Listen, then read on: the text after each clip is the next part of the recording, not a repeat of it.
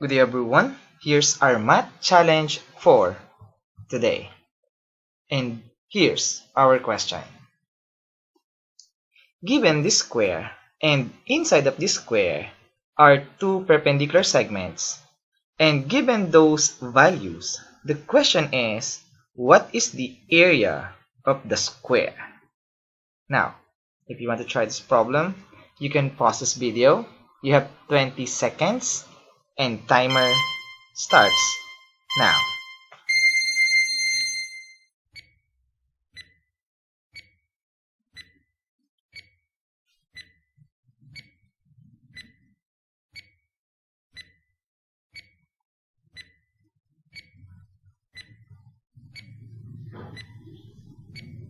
Time's up.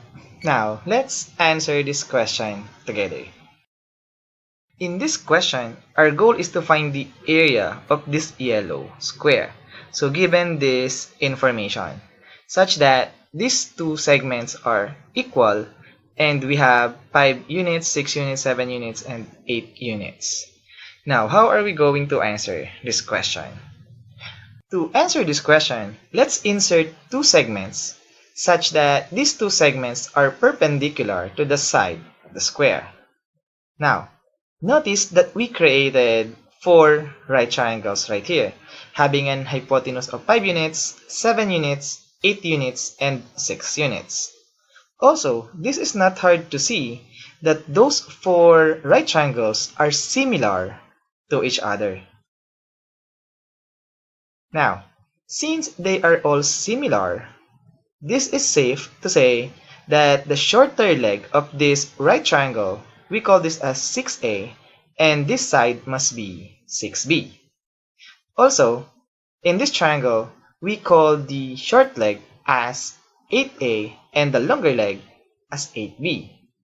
Now, we will do the same thing to the rest of the right triangles. So, the shorter leg must be 7A and the longer leg must be 7B.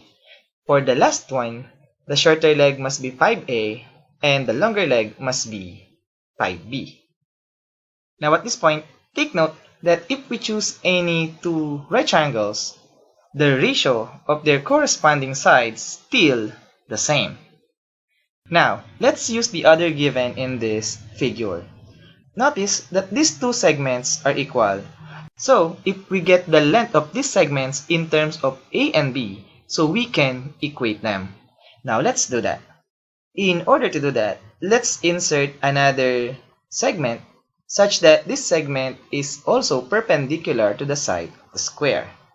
Now, take note that this segment must be equal to 8B minus 7A. Now, how about the other segment? This segment is equal to 7B minus 5A. Now we know they are equal, therefore we can say that 8B minus 7A equals 7B minus 5A. Now let's combine like terms. 8B minus 7B will give us B. 7A minus 5A will give us 2A. Now we have an equation that says that B must be equal to 2 times A. But don't forget our goal. Our goal is to find the area of this yellow square. And in order to find the area of this square, we need the length of its side. And what is the length of its side? Now notice that we can measure the length of the side of the square in two different ways. The first one is we can add the 7B plus 6B and this will give us 13B. Or we can add 8B and 5B and still we get 13B. So the length of the side of this square must be equal to 13B. Now, we want the area of the square, so we need to square its side. Therefore, the area of the square must be equal to 169 times B squared. So, we need to find the value of B squared, then multiply by 169 to get the area of this yellow square. Now, the question is, how do we get the value of this B squared? Now, let's use this right triangle.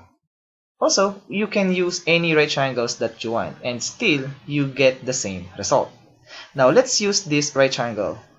Now, since it is a right triangle, we can use the Pythagorean theorem.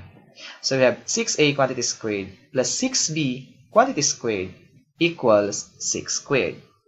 Now, the left-hand side can be written as 6 squared times a squared plus 6 squared times b squared equals 6 squared.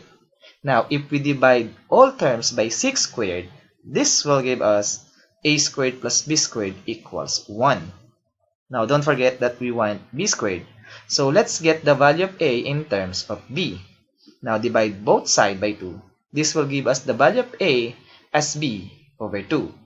Now, let's replace this b over 2 to this a. We have now b over 2 quantity squared plus b squared equals 1. Now, let's simplify. B over 2 quantity squared is just b squared over 4. Now, multiply all terms by 4.